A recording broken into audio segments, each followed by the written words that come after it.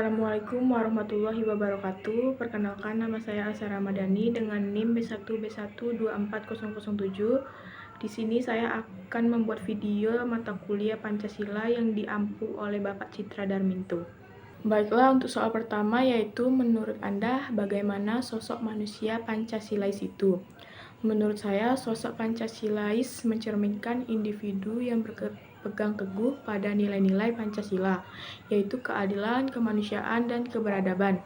Seseorang Pancasilais memiliki karakter kolektif, mampu menghargai perbedaan, dan berkomitmen pada persatuan bangsa. Mereka diharapkan untuk mengamalkan nilai-nilai Pancasila dalam kehidupan sehari-hari, baik dalam konteks sosial maupun spiritual, serta berkontribusi terhadap keutuhan NKRI. Pemimpin yang Pancasilais menekankan kepemimpinan berbasis kolaborasis dan integratis, tidak hanya mengedepankan kepentingan individu atau kelompok. Selanjutnya soal kedua, apa perbedaan aliran etika deontologi, teleologi, dan keutamaannya? Coba bandingkan perbedaan ketiga aliran tersebut beserta contoh. Deontologi. Deontologi berfokus pada kewajiban atau aturan moral yang harus diikuti. Terlepas dari hasil tindakan tersebut, tindakan dianggap benar atau salah berdasarkan prinsip moral yang ada, bukan pada konsekuensinya. Contohnya yaitu seorang dokter yang harus memberitahu pasien tentang kondisi kesehatannya, meskipun itu bisa membuat pasien cemas atau sedih. Tindakan ini dianggap benar karena kewajiban untuk mengatakan kebenarannya. Selanjutnya itu aliran teleologi. Teleologi menilai tindakan berdasarkan hasil atau konsekuensi yang dihasilkan. Tindakan dianggap benar jika menghasilkan manfaat atau kebaikan terbesar bagi banyak orang. Contohnya yaitu, jika seorang pemimpin negara memutuskan untuk melakukan tindakan militer yang dapat menyelamatkan banyak nyawa meskipun ada korban jiwa, maka keputusan itu dianggap benar, berdasarkan hasil keseluruhan yang lebih besar, seperti menyelamatkan lebih banyak orang. Yang ketiga yaitu aliran etika keutamaan. Etika keutamaan menilai tindakan berdasarkan karakter atau sifat individu yang menjalankannya. Fokusnya adalah pada pengembangan kebijakan seperti keberanian, kebaikan, dan kebijaksanaan, serta bagaimana sifat-sifat ini memandu tindakan moral.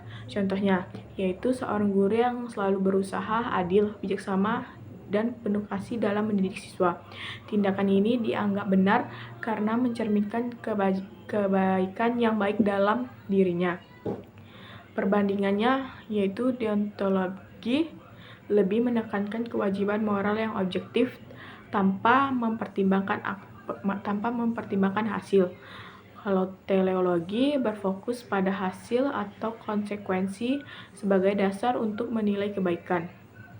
Sedangkan untuk etika keutamaan mengutamakan pembentukan karakter moral yang baik dalam individu yang pada gilirannya akan membimbing tindakan yang benar. Baiklah, untuk soal nomor 3 yaitu jelaskan secara singkat makna dari kelima sila Pancasila. Yang pertama yaitu ketuhanan yang Maha Esa, menyatakan pengakuan akan adanya Tuhan dan menjamin kebebasan beragama bagi seluruh rakyat Indonesia. Yang kedua yaitu kemanusiaan yang adil dan beradab, mengedepankan nilai kemanusiaan dan perlakuan yang adil terhadap sesama, serta menghormati hak asasi manusia. Yang ketiga yaitu persatuan Indonesia, menekankan pentingnya persatuan dan kesatuan bangsa serta menghindari perpecahan di antara masyarakat. Yang keempat yaitu kerakyatan yang dipimpin oleh hikmat kebijaksanaan dalam permusyawaratan perwakilan, yaitu mengutamakan musyawarah dalam pengambilan keputusan demi kepentingan bersama. Yang kelima yaitu keadilan sosial bagi seluruh rakyat Indonesia, menjamin keadilan dan kesejahteraan untuk semua dengan menekankan keseimbangan antara hak dan kewajiban. Untuk soal nomor 4 yaitu jelaskan yang dimaksud dengan etika Pancasila. Etika Pancasila adalah sistem nilai yang berlandaskan pada 5 sila Pancasila yang berfungsi sebagai pedoman moral bagi masyarakat Indonesia. Setiap sila mencerminkan prinsip-prinsip etika. Ketuhanan menekankan nilai spiritual, kemanusiaan mendorong perilaku adil dan beradab. Persatuan mengedepankan solidaritas kerakyatan Kerakyatan menekankan musyawarah. Keadilan sosial mengutamakan keseimbangan hak dan kewajiban. Etika ini bertujuan untuk membentuk karakter individu dan masyarakat, serta mengatasi masalah sosial seperti dekadensi moral dan korupsi. Soal nomor 5 yaitu apa perbedaan antara moralitas individu, moralitas sosial, dan moralitas mondial. Moralitas individu yaitu moralitas individu berkaitan dengan prinsip-prinsip moral yang diterima dan dijalankan oleh individu dalam kehidupan pribadi mereka. Untuk moralitas sosial yaitu moralitas yang mengacu pada nilai-nilai dan norma yang berlaku dalam masyarakat atau kelompok sosial tertentu yang mengatur hubungan antar individu dalam konteks sosial. Terus yang terakhir yaitu moralitas mondial. Moralitas mondial adalah moralitas yang mengacu pada prinsip moral yang berlaku secara global, melampaui batas negara dan budaya, serta mengatur hubungan antar bangsa dalam konteks dunia yang lebih luas. Selanjutnya itu soal nomor 6 yaitu jelaskan pengertian dari prinsip-prinsip berpikir ilmiah. Berikut objektif, rasional, logis, metodologis, dan sistematis. Objektif yaitu proses penelitian harus bebas dari bias, mengutamakan fakta yang dapat observasi dan diukur, sehingga hasilnya dapat diterima secara universal. Rasional, kegiatan ilmiah dilakukan dengan logika dan penalaran yang masuk akal, memastikan bahwa setiap kesimpulan dapat dipertanggungjawabkan secara akal. Selanjutnya metodologis. Penelitian harus mengikuti langkah-langkah sistematis dan terstruktur, memungkinkan replikasi dan verifikasi oleh peneliti lain. Selanjutnya yaitu sistematis.